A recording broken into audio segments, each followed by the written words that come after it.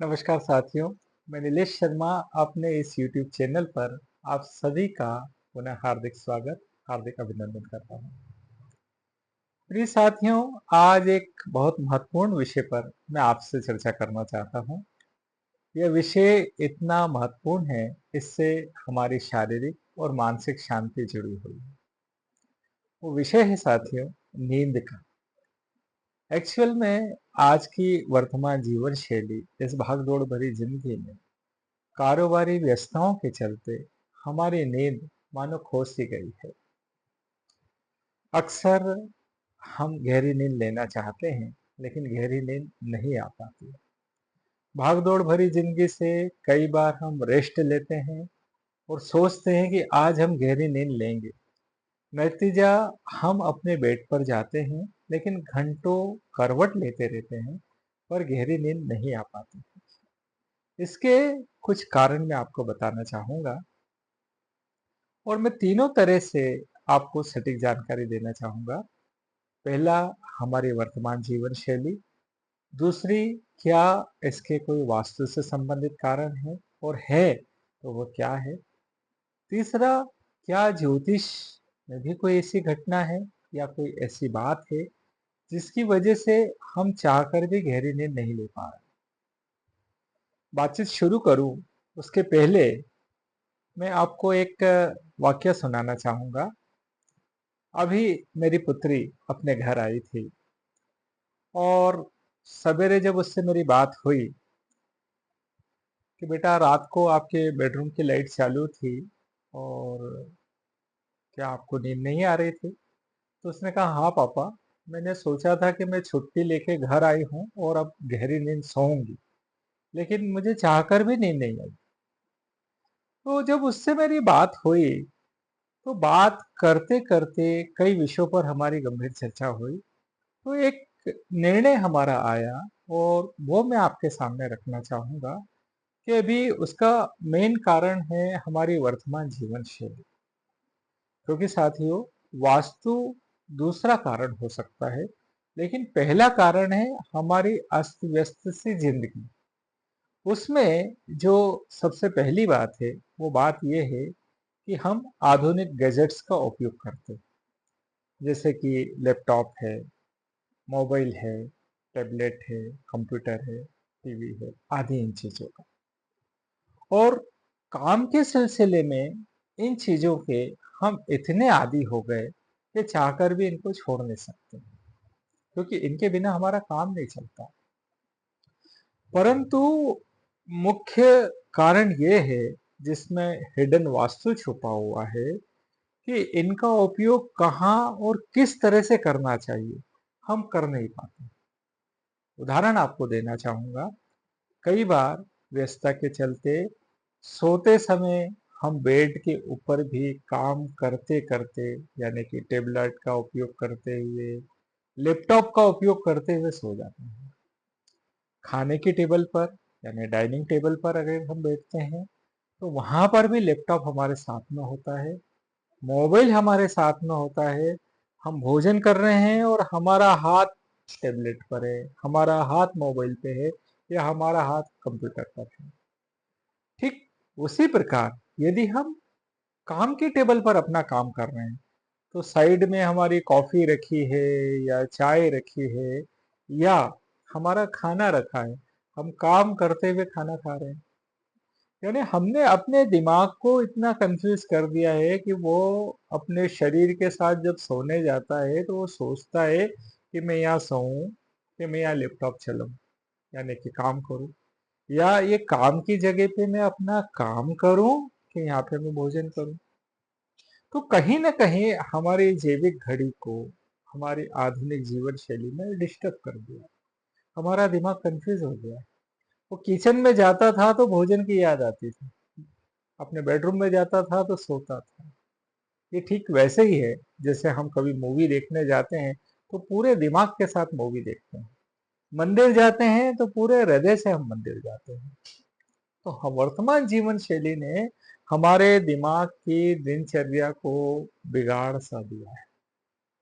अब क्या करें? इसको हमें व्यवस्थित करना होगा। अगर व्यवस्थित नहीं करेंगे तो कितना भी वास्तु करो, कितना भी ज्योतिष करो, आप सही जीवन शैली में नहीं जी पाएंगे, नतीजा सही नींद नहीं ले पाएंगे।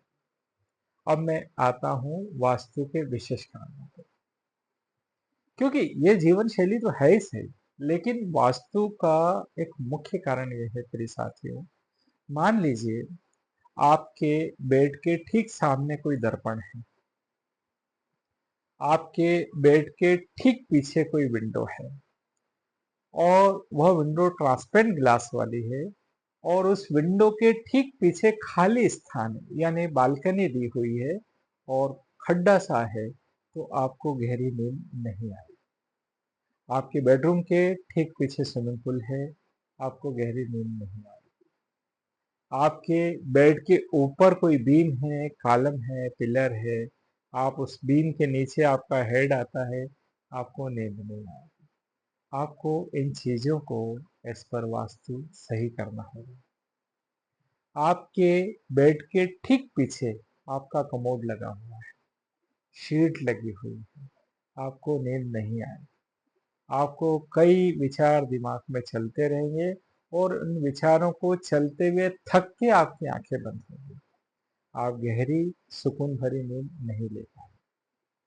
और प्रिय साथियों, इतना ही नहीं, वर्तमान जीवन शैली में यदि मान लीजिए आपके घर के ऊपर से हाई टेंशन लाइन जा रही है और आप अपनी आमदनी को बढ़ाने के लिए अपनी छत के ऊपर मोबाइल टावर लगवा देते हैं, टेलीफोन टावर लगवा देते हैं, नतीजा वो आपके घर के वास्तु को, आपके घर की नींद को, आपके घर के वातावरण को बिगाड़ देगा।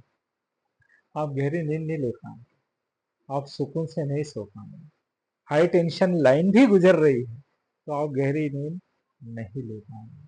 तो बेहतर है आप अपने सोने का, अपने रहने का स्थान परिवर्तित करें। ठीक वैसे के वैसे इसमें ज्योतिषी कारण भी है। कुछ ज्योतिषी कारण कैसे हैं? मान लीजिए आपकी शनि की दशा थोड़ी सी गड़बड़ चल रही है, आपका राहु आपकी पत्रिका में सही स्थिति पर नहीं है, वो आपको मानसिक तकलीफ दे रहा है, तो आपको चाहिए कि आप गाजर, मूली, शलजम सिरहाने रखें, सवेरे उसको दान कर दें। आप इसको शुक्रवार की रात को रखें, शनिवार सवेरे दान दे दें, शनिवार की रात्रि रखें, रविवार दान दे दें, मंगलवार की रात्रि रखें, बुधवार को दान दे दें। निश्चित तौर पे आप देखेंगे आश्चर्यजनक रूप से आपको नींद गहरी आने लगेगी। दूसरा एक कारण और विशेष ये है, वर्तमान जीवन शैली में हम लोग ये ध्यान नहीं रखते कि हमें किस तरह, किस करवट को सोना है। प्रिय साथियों, अगर आप बाई करवट सोएंगे तो आपका राइट सुर चलेगा। जब आपका राइट सुर चलेगा तो आप गहरी नींद में प्रवेश कर सकेंगे। तो आप सीधे सुर का ध्यान रखें। तीसरा ज्योतिषी कारण एक ये और है कि आप जो है, आप अपनी पत्नी की राइट हैंड साइड लेटें। अगर आप कन्या राशि के हैं तो आप लेफ्ट हैंड साइड लेटें। लेकिन अगर आप राइट हैंड साइड लेटेंगे तो आपको नींद अच्छी आएगी, आपके बेटर हाफ को भी नींद बहुत अच्छी आएगी। क्योंकि दाम्पत्य जीवन में आपको याद हो, जब हम 7 फेरे लेते हैं, उसमें पंडित जी एक वचन बोलते हैं कि आप ये वचन दीजिए कि आप अपने पति के दाहिने हाथ पर, यानी कि वाम पक्ष में रहना स्वीकार करती है। तो ये महत्वपूर्ण कारण है दोस्तों। अगर आपकी पत्नी आपके लेफ्ट हैंड में लेटी है, आप राइट हैंड में लेटे हैं, तो आपको बहुत सुकून की नींद आएगी, क्योंकि राइट और लेफ्ट हमारा दोनों वहां पर मजबूत हो जाता है। एक कॉमन जो बात है वो आपको मैं बताना चाहूंगा, वो ज्योतिष से संबंधित भी है और वास्तु से संबंधित भी है।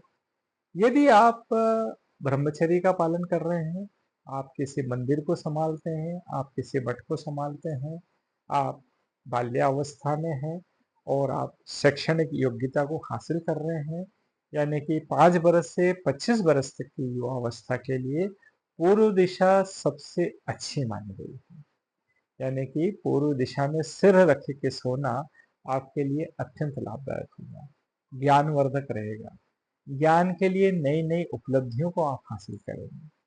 ठीक उसी प्रकार से यदि आप 25 से 50 वर्ष की उम्र के हैं, आप जॉब में हैं, आप खुद का व्यापार कर रहे हैं, तो आपके लिए दक्षिण दिशा में सिर रखकर सोना अत्यंत महत्वपूर्ण होगा, जो कि आपको सुकून की नींद देगा। वहीं अगर आप 50 से 75 साल की उम्र में हैं, ये एक तरह से संन्यास की तरफ दस्तक देने वाली उम्र हो जाती है। इस उम्र में यदि आप पूर्व दिशा में सिर रख के सोते हैं, तो वह आध्यात्मिक और आप सांसारिक दोनों चीजों को बैलेंस करने लगेंगे और आप अपने प्रगति के पथ पर आसानी से उड़ने लगेंगे। तो ये कुछ खास खास कारण मैंने आपको अपने नींद के बताए। दूसरा, इसमें एक विशेष आपको ध्यान रखने की जरूरत है दोस्तों। आप सोते समय रात्रि गैजेट्स को थोड़ा सा दूर रखें और उसकी जगह अपने तकिए के पास में कोई आपकी पसंदीदा किताब रखें। उसके 5-7 पन्ने, 2 पन्ने, जितना आपका दिल करे उन पन्नों को आप पढ़ें। आपको पन्ने पढ़ते पढ़ते नींद आएगी और आप उस बातों में खोने लगेंगे। दूसरा, एक महत्वपूर्ण और जरूरी विषय है, वो विषय यह है कि आप अपने आप को मेडिटेशन से जोड़ें, ध्यान से जोड़ें, क्योंकि यह विश्व के कई साइंटिस्टों ने इस बात को सिद्ध किया है कि यदि 1 घंटे आपका गहरा ध्यान, आधे घंटे आपका गहरा ध्यान लगता है, तो वह 3 से 4 घंटे की नींद के बराबर होता है। तो आप ध्यान करें, आप किताब पढ़ें और अपनी नींद को सुकून भरी, राहत भरी रखें। नहीं तो आंखों के नीचे खाले, खड्डे बढ़ना, हमारे शारीरिक और मानसिक स्वास्थ्य को नुकसान पहुंचाना, ये काफी बढ़ सकता है। तो साथियों, ये कुछ महत्वपूर्ण जानकारी मैंने आपके साथ रखी। आप देखें, समझें, इसको अपने जीवन में उपयोग करने का प्रयास करें। ये वीडियो आपको कैसा लगा है, आप मुझे अपने कमेंट्स में ज़रूर बताएं। और आपको बहुत अच्छा लगा, आप चाहते हैं ये जानकारी किसी अन्य के साथ भी बांटें, तो आप इसको शेयर करें, सब्सक्राइब करें। और जल्द ही मैं अगले नए और महत्वपूर्ण विषय पर आपके लिए एक नया वीडियो लेकर आऊँगा। जब तक मुझे आज्ञा दें, आपका नीलेश शर्मा।